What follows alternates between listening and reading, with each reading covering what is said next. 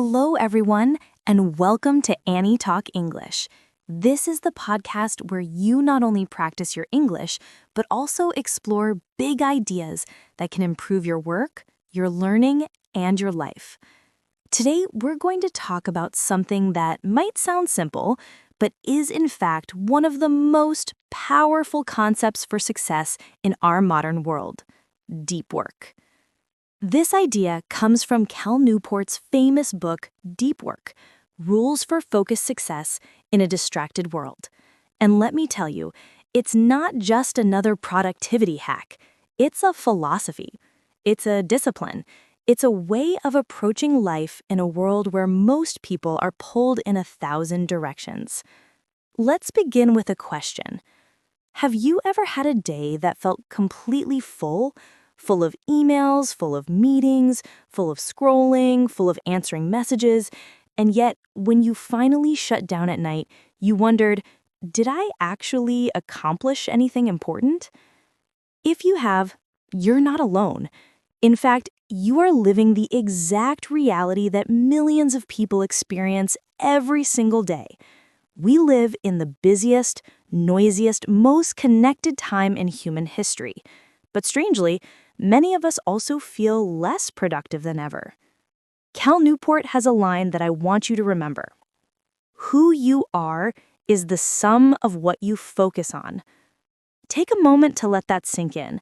Who you are is not what you plan to do, not what you dream of doing, not even what you say you want to do. Who you are is the direct result of where your attention goes every single day.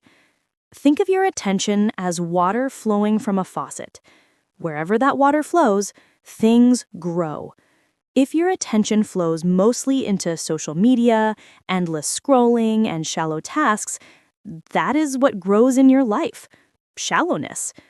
If your attention flows into meaningful projects, difficult learning, or creative building, that is what grows instead: depth, skills, and lasting results. This is why the idea of deep work is so powerful. It is about taking control of your attention. It is about saying, I will not let my mind be constantly hijacked by noise. I will choose to focus on what matters most. And that's what we're going to explore in this episode. Over the course of this conversation, we will look at the modern problem of distraction and why it's worse than we often realize. Understand what deep work really is and how it compares to shallow work. See why deep work is the single most valuable skill in today's economy and in your own life. And finally, pull out lessons and insights that you can start practicing right away. So if you've ever felt like your days are busy but unproductive, if you've ever felt like you want more focus, more clarity, more meaning, stay with me, because deep work might just be the turning point. Let's step into the modern workplace for a moment. Imagine this. You arrive at your desk at 9 a.m. You open your laptop. You've promised yourself, today I'll finally start on that big project. But before you even begin, you see your inbox full of new emails. You answer a few, then a notification pops up. Slack, or Teams, or maybe WhatsApp. A colleague has a question. You reply. Another ping, a calendar reminder, a text message. Without even realizing it, half an hour is gone. The big project? Still waiting. This is the invisible enemy of our time: constant distraction.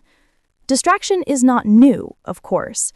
Humans have always been tempted to avoid hard work.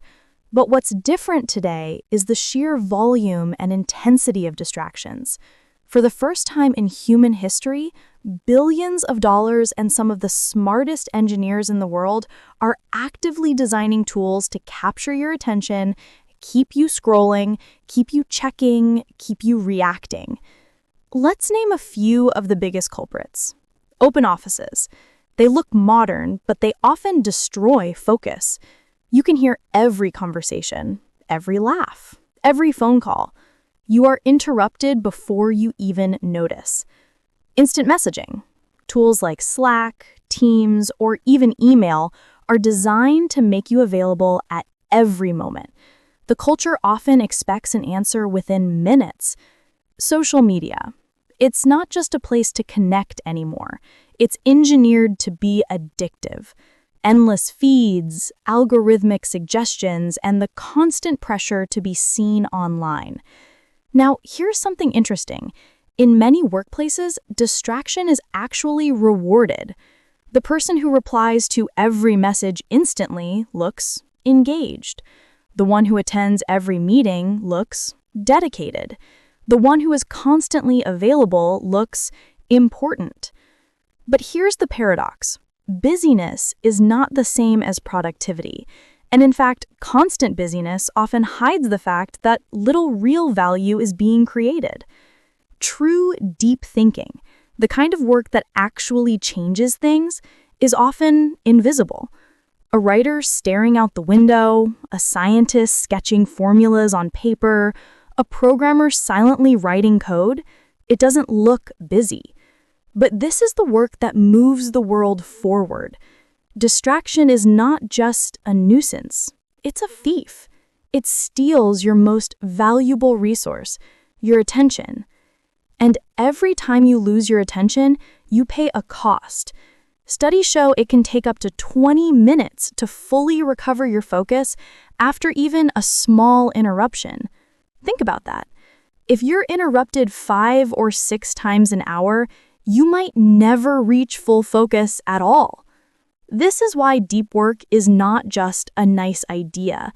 It is a form of resistance. It is a way of saying, I will not let my life be consumed by distractions. I will take my attention back.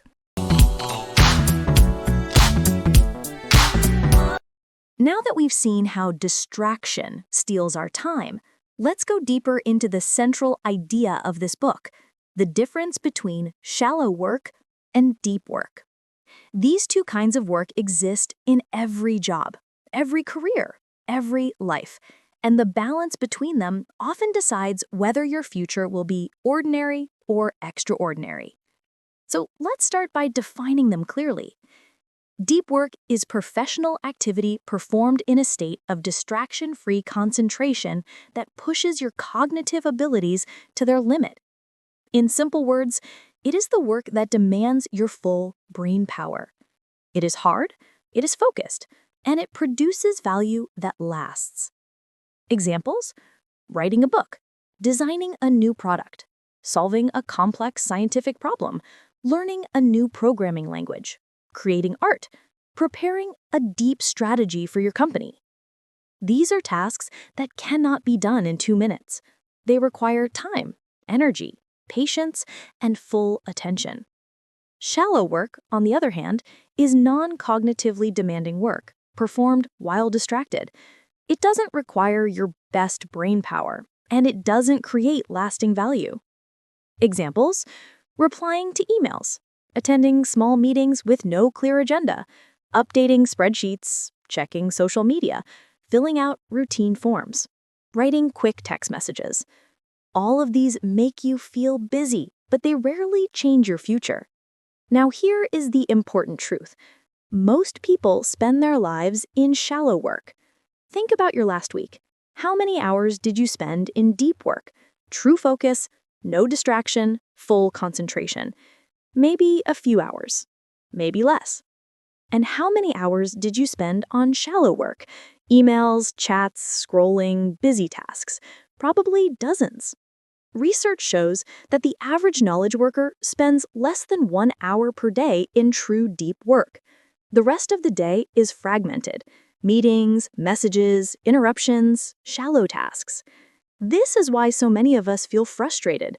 We are busy all the time, but at the end of the day, we don't feel proud. Because deep down, we know that answering 50 emails is not the same as creating something meaningful. Let's use a simple metaphor. Imagine your brain is a muscle. Deep work is heavy lifting. It makes your brain stronger, sharper, more creative. Shallow work is like moving feathers. You are busy, you are moving, but you are not building strength. Or imagine your life is a garden. Deep work is planting trees. Slow, difficult, but in time you get shade, fruit, beauty. Shallow work is cutting weeds. Necessary sometimes, but if all you ever do is cut weeds, you will never grow a forest. Now, some people ask, but isn't shallow work necessary? And the answer is yes. Shallow work is part of life. We cannot ignore it completely. You must answer some emails. You must attend some meetings. You must do paperwork. The problem is not that shallow work exists. The problem is that it takes over. It expands until it fills your entire day, leaving no space for deep work. And here is another danger. Shallow work is seductive. It gives you the illusion of progress. Every time you reply to an email, you feel a little reward. Every time you check a notification, you feel connected.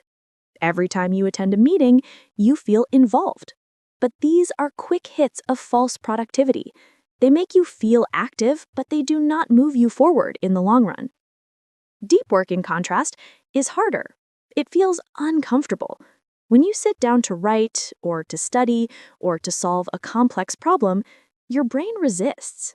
You feel bored, you feel restless, you feel the urge to check your phone. This is why most people escape into shallow work. They want the easy win. But here is the paradox. The harder the work feels, the more valuable it usually is. Because if it is difficult for you, it is also difficult for others. And if you can master it, you create rare and valuable results. Let's make it personal. Imagine two workers, Anna and Ben. Anna spends most of her day replying to messages, attending meetings, updating documents. She's always online, always responsive. Her boss likes her because she's available. She looks busy every hour. Ben, on the other hand, spends his mornings offline. He closes his door, he silences his phone, and he works deeply on one difficult project: designing a new system, writing a detailed strategy, building a new product. In the afternoon, he answers emails, attends meetings, and handles shallow tasks. At the end of 1 week, who looks busier? Anna. But at the end of 1 year, who has created something of lasting value? Ben. This is the long-term effect of deep work. In the short term, shallow work shines. In the long term, deep work wins. So here is the reflection. What % of your life is deep, and what % is shallow? If you had to draw a pie chart of your time, what would it look like? For most of us, the answer is painful. Maybe 80% shallow, 20% deep, maybe worse. But here is the hope. Even a small shift can change everything.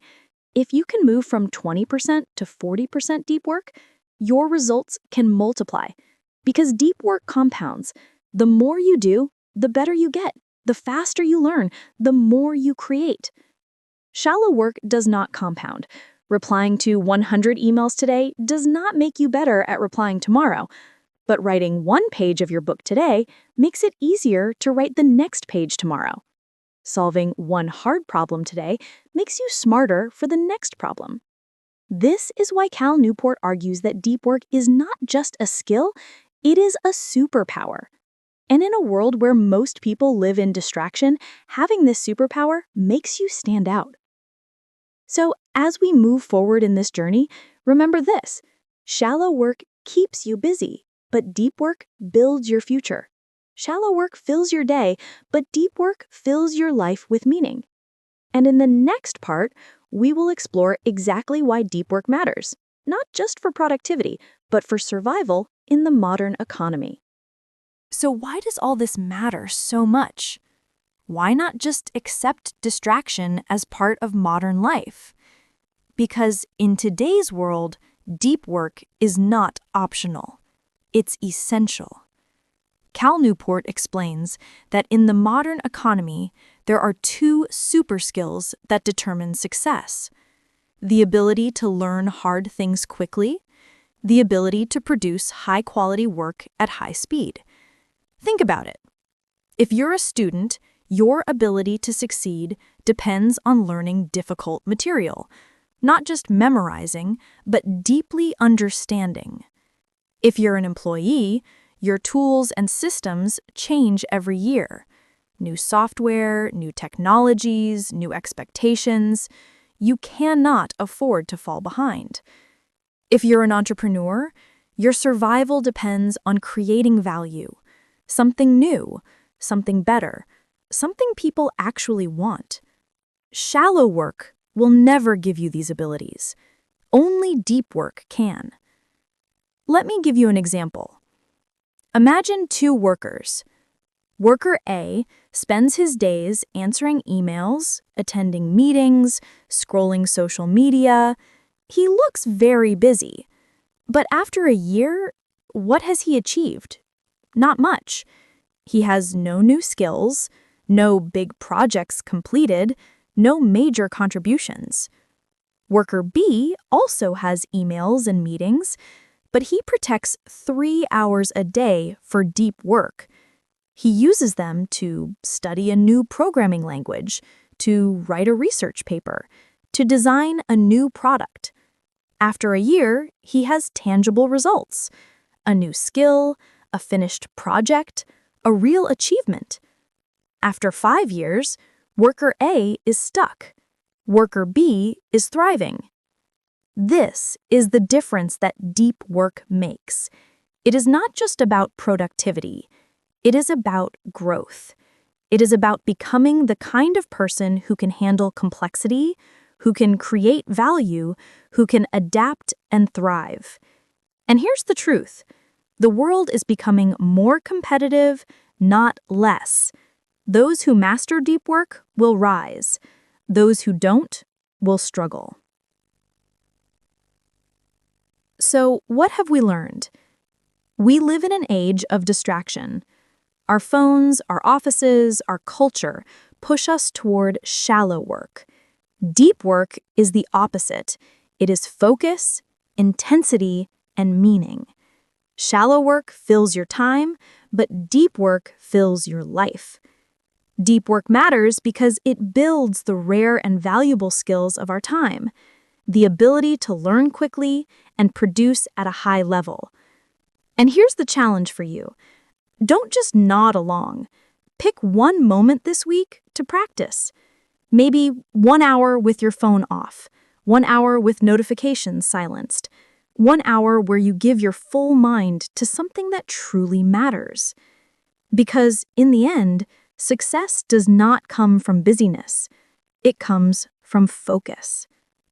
Thank you for joining me today on Annie Talk English. If you enjoyed this episode, share it with a friend who could use more focus in their life. And remember to subscribe so you don't miss our next conversation. Until next time, stay focused, stay curious, and keep learning.